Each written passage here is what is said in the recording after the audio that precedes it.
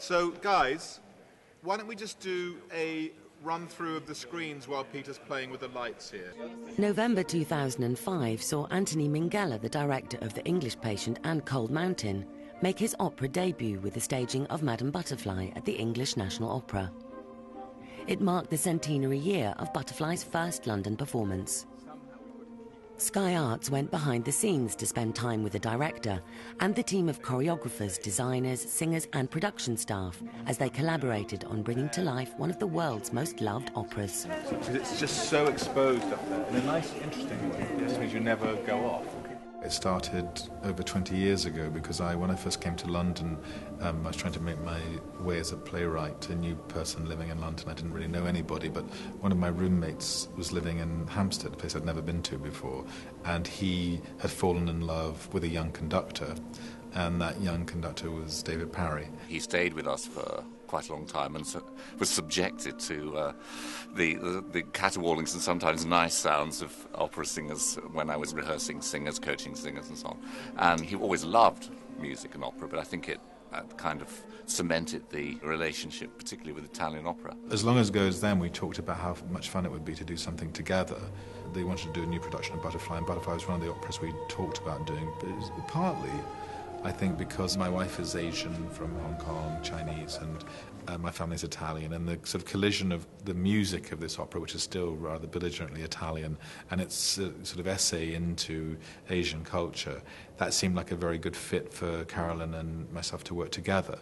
What I said to the dancers when they come up with the bones is that if you really hold your center and really use your leg muscles, so you come up like an escalator. You know, so the more you can rise up like this so I can't see your steps, the more beautiful it is. I guess a filmmaker's job is to try and create pictures which tell stories. Okay. I'm like everybody else, really. I like music, and I put music on my iPod, and last year I made 50 or more transatlantic journeys, and every time I made one, I had all the various recordings of Butterfly, and I would listen to them, and I would draw and see shapes and see moments. And of course, the thing that helps you as a director is that you have collaborators. We have a great designer, Michael Levine, and we have this notion, Carolyn and I, using this rather brilliant Chinese fashion designer, Han Feng, who works in New York and is a great pal of ours, and I think is incredibly brilliant. And so you start to sort of put together a notion of a team, and that team then starts to feed you. And in a way, everybody's making the opera. It's not just one person. Everybody starts to make their own version. And what about all this? I think I'm going to put like maybe dark brown or something. And make it thicker and brown. He have very sensitive eye. He definitely always know how to challenging everyone to make the best of everyone.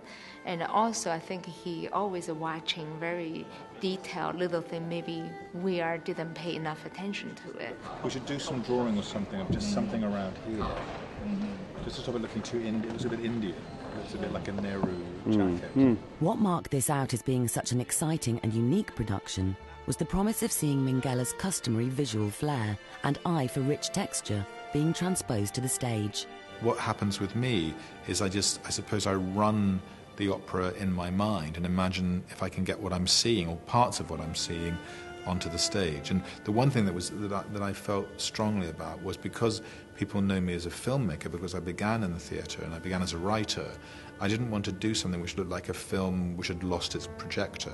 You know, that I wanted to do something which belonged to the theatre, was theatrical. And so my first idea was, how do you do something in front of the audience rather than with machines and devices and tricks? How can you do it so that the audience is aware of all of the making of the opera, because it happens like in a way when you're a kid and you open up a box and you've got some rags and a puppet and a pair of shoes and you make plays. That's my idea of what's brilliant about the theatre, the fact that it can't be done in any other environment.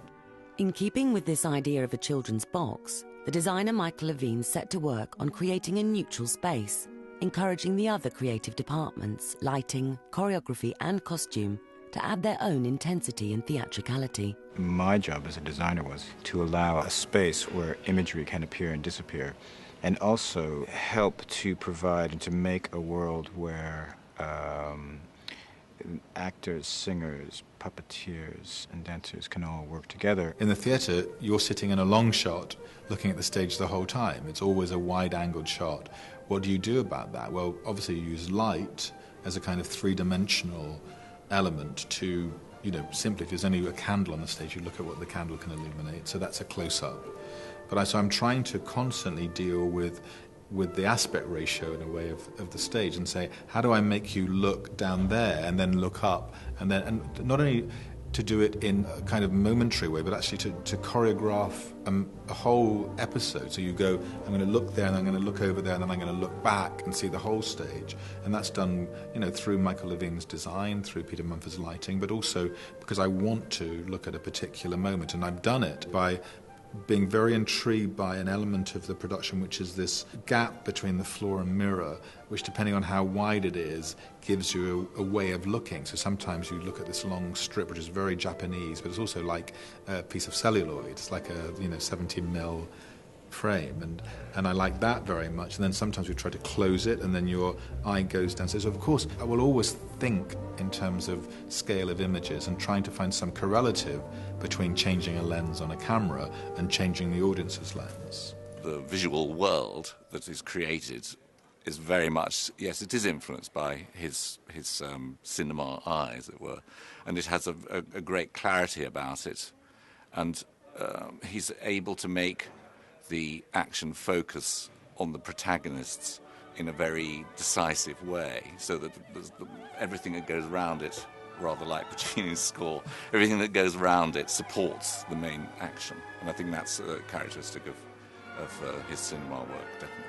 The stage has a purity about it, Michael Levine's design, and I think that what we're trying to do in terms of staging is to give it a formality that evokes, like Chinese and Japanese formal theatre. The colors actually suit it very well. It's like it brings a very disciplined but expressive element to this rather austere background. I wanted to create a very clean palette in which Han Feng could present her costumes. And in a way, the costumes are quite elaborate, so they do need a kind of clean space to make them work. The most important thing about the marriage of the stage and the costume is that one is deliberately pure, in the sense that I wanted I kept saying to Michael, it should be as if we're in a black box with a box of tricks, with a dressing up box. He interpreted that so beautifully by making this incredibly live floor, this lacquered live, which can become very liquid, it can become very hard and reflective, it can become austere. It's amazing what just moving the mirror and the floor does. I mean, it's astonishing. I mean, with a bit of light, your ability to sort of transcend reality is very easy. Michael, what I'd like to do is, prior to the Bonds' entrance, at some point, I want to raise the mirror. Where are you? I'm here. Raise the mirror by 6 inches. We actually did just raise it. When? Could you raise it another 6 inches? Yeah. Just throughout, prior to the Bonds coming on, because it was where they were hitting their hands on the cursors, but also he can't exit. That seems to me the most oriental idea, is that you can start with blackness, you can bring something in red on, and it's more vivid than if you have 7 colours, or if you have colour somewhere else. So you kind of restrict the palette and then let the palette go suddenly. And then so when the geisha arrive, I always had in my mind it would be like one of those sort of cigarette cards from Hong Kong in the 20s, that sort of oversaturated, very luscious. So it's almost like one image, and then it becomes individual girls as they come down over the hill. I love the geisha look. Everybody tell me, in the stage so far, you cannot do anything small. You have to make everything big. So I thought, okay, let's do it. Anthony Minghella and his wife, the choreographer Carolyn Choi, collaborated on ensuring that the stylized stage chimed with the colour and movement provided by the costumes and dancers. I'm much more architectural in my way of working, and that Carolyn is the grace note, is the stylist, and that in a way I see sort of three-dimensional rooms and shapes and moments and light cues, and Carolyn knows how to finesse those into something. That comes, I think, from her own study of Japanese theatre, her own study of Japanese dance. She's been training with a Japanese geisha dancer for the last 3 or 4 years to try and get at least the rudimentary sense of how people move. So it's this, I think it's a proper marriage, and that, no pun intended, between our two ways of looking, and in a way it's represented again. I probably go on a line through to Michael, and Carolyn goes on a line through to Hum Fung, and so there's a sort of proper connection. The fan action, oh yes, no, this could be better, guys. This one, is it the Wanderers? Yes, this one, not quite together yet. I think you're all slightly different as well. Should just go over your faces. I mean, not overhead like this, but just... The dancers, I always think there's a slight sort of entertainment element to it. I would love to entertain the audience visually. It has to be, of course, within the style of the piece, and it doesn't impede the music or interfere with anything, but where it can enhance the singers or the opera. I actually quite enjoy just putting in something which is visually beautiful. Her contribution is extremely vital. The whole thing will have a look in terms of the movement, the kind of gestures that people make because of her work. So it has an identity, and the body language will always have discipline and tell something. One of the problems faced by any director taking on Madame Butterfly is in the casting of Butterfly's 3-year-old son, Sorrow. Getting such a young child to listen to direction and remain engaged adds a layer of complication. To solve this problem, Minghella turned towards a group of puppeteers. Very early on, I talked to David about my allergies in opera. And one of my allergies are children on the stage running around blindly, directed by some maniac off stage to go from A to B, look up, turn around, and all of the sort of verisimilitude and depth of feeling is surrendered for reality. This issue of the baby led us on quite a little peregrination, and Carolyn had seen a puppet theatre company called Blind Summit and had loved their work, and so introduced me to them. And they brought along a baby they'd made to the first meeting, and I had a little camera with me, and I took a photograph. And as soon as I saw the baby moving, I thought, well, that's the solution to this production, is to make something which is completely like a game, but can make you feel more. Because one of the things that's important is if you use any device on stage, I think it's important it doesn't get in the way of feeling, that it just illuminates feeling. So I think in a way this little child that we've made is more feeling and more real and more truthful than a real 3-year-old wandering around on the stage. Puppetry is based on a Japanese form of puppetry called bunraku, and that's a type of puppetry where you have 3 operators for each puppet, and they are dressed in black, and 2 of them are completely covered on their face, and then the head puppeteer is, you see his face. We do lots of other things in the show as well, so we are curses, we move scenery, push the screens on and off, so you've got used to us being around as kind of invisible force. Facilitate the show. So hopefully when we come on with the puppet, it's just, you start to see, you think of it as a real person, and there are these 3 people who you've sort of blanked out of your mind by that time. The puppets have been a revelation to all of us, and the little boy puppet is an absolute joy. He's worked by 3 tall men, and I'm quite petite, but they're so sensitive to that, and of course I can sense them around me. They have to be very close to me, but it's wonderful. It's like having sort of 4 little ones, if you like, and this little puppet's so beautiful. For me, it's easy to feel that he's real, because he can do everything a little 2.5, 3-year-old might do, because he's got the imagination coming from these men that are working him, but he's got no inhibitions, which a little child might have going on the stage. For Mary Plazas, one of the country's leading sopranos, this was to mark her debut as Madame Butterfly. I've been working on this role for over a year, learning it, building up the stamina for it, and we've now been in the rehearsal room for 4 weeks, and it is an amazing journey. I've never played a woman quite like her. And also musically for me, vocally, it's a huge challenge, and one that I'm gradually able to meet as the months have gone by. I've always regarded her as being a very important and unusual artist because she has that ability to tap deep emotional truth and portray it, which is very rare amongst performers. So that's why I thought Madame Butterfly was a perfect role for her, because she can actually fill the role. I mean, there is no point in doing Madame Butterfly unless you have somebody who can fill that role in every respect.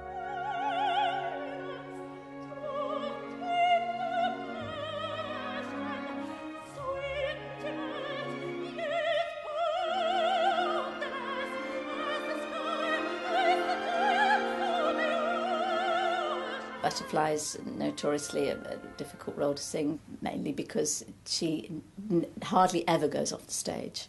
And it's very emotionally tiring, and it's incredibly dramatic vocally as well. The contract I made with her was that I would love her from the first day until the last as a butterfly, that I would try and be her best audience. I would try and watch her more carefully than anybody else would watch her, listen to her more carefully than anybody else would listen to her, and care about her more than anybody else could care about her, in the sense of just watching everything, making sure that there's a proper sense of purpose from moment to moment, that there's a real line of development, that she knows why she makes every move, she knows why she thinks every thought, that there's nothing random or decorative or just because I want to make a picture. And so I've tried to be the best friend to her, and also push her a little bit, push her to say, come on, you can go a bit further with this. And what does it feel like if you go another inch? Listen a bit harder. Don't just sing, listen to the other people. Notice when somebody moves. Don't always look at the person who's singing, look at the other person because they're thinking more, or just to sort of get her more alive to the fact that it's not to stand up and take on this huge sing. It's actually to just track a woman who is unravelling, and that we need to know every beat of that unravelling because we have to go on that unravelling with her. It's interesting, it was as the day wore on, it sort of fell away from you a bit, and you got more confident of it, you started to use it better, but we didn't start off in a great place. When you first appeared, there was too much head, too much white, too much, and then it's hard to sort of claw yourself back from that, and that's what we need to do. So everybody, the other great things that Carolyn is so much of the same frame of mind, that she wants the best for you. And everybody around you is aiming for the same thing. My job is to make Mary think there'll never be a butterfly better than she is, and I have to believe that. And at this moment, I do believe it, that she is perfect and perfectly cast. And I think then I can give her a little bit of air in her sails, that she can sail out because I'm blowing on those sails and saying, "Come on." And I said to her just now, I thought she was wonderful this morning in this dress rehearsal we've done. And I feel like I'm singing every note with you. I feel like I'm making every turn, and I want her to just sort of rest back on my energy as well as hers. It's been very much a two-way thing. He sits sort of very close, yes, if you like, as if he's got the camera lens on us. But he strips away anything that is unnecessary, anything that's extraneous, and he just goes for the very, very simple truth, which might seem very obvious, but opera can extend itself out a little bit, and it's been fantastic because it's kept it very contained, very focused.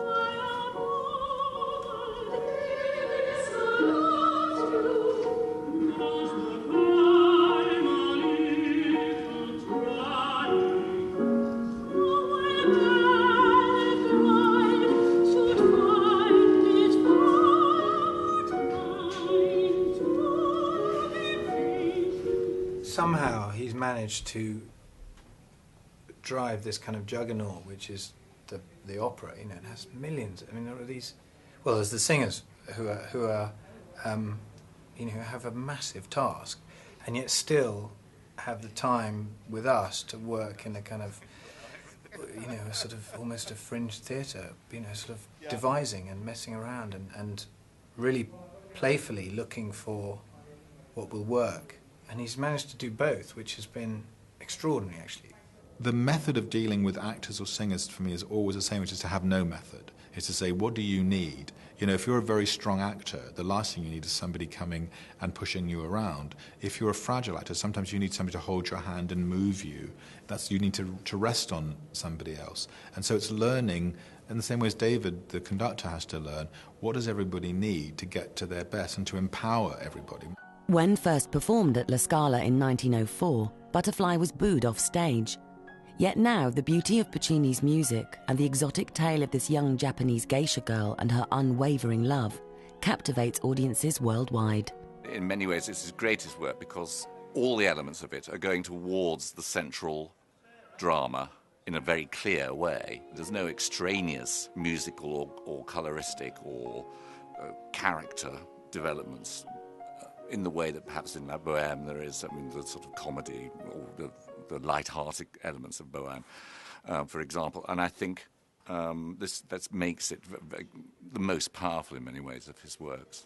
Butterfly still has a huge appeal because initially, you know, the music is so dramatic and so passionate and makes a wonderful impact.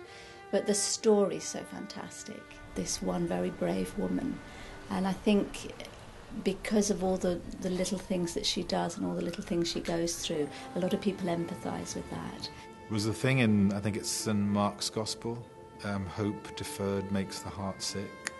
And I think that the hope deferred in this opera, you know, somebody clinging on to an idea of a promise, and that promise not being delivered, or hoping beyond hope it will be delivered, that tension between what you hope for and what you get is perennially fascinating to every human being. It's a story, you know, about cross-cultural marriages, and I think that there's resonance in any era. People understand what it means to kind of have false hopes based on misunderstanding in any kind of relationship, so that's part of it.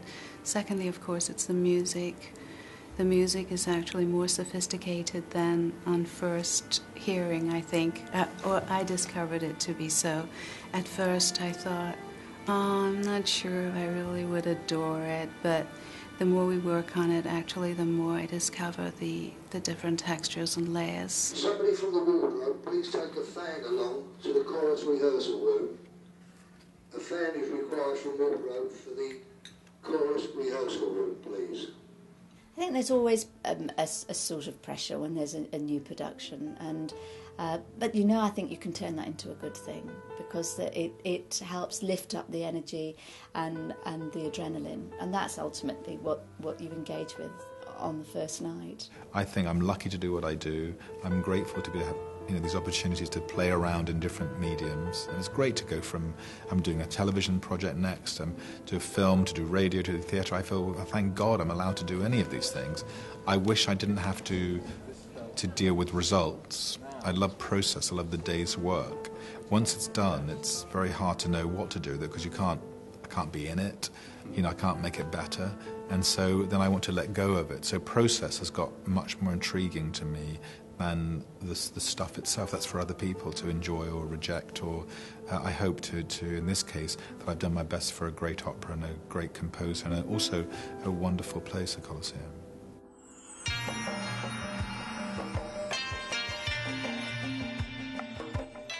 Madame Butterfly returns to the ENO for 9 performances between the 31st of January and the 7th of March. To find out more, go to skyarts.co.uk/butterfly.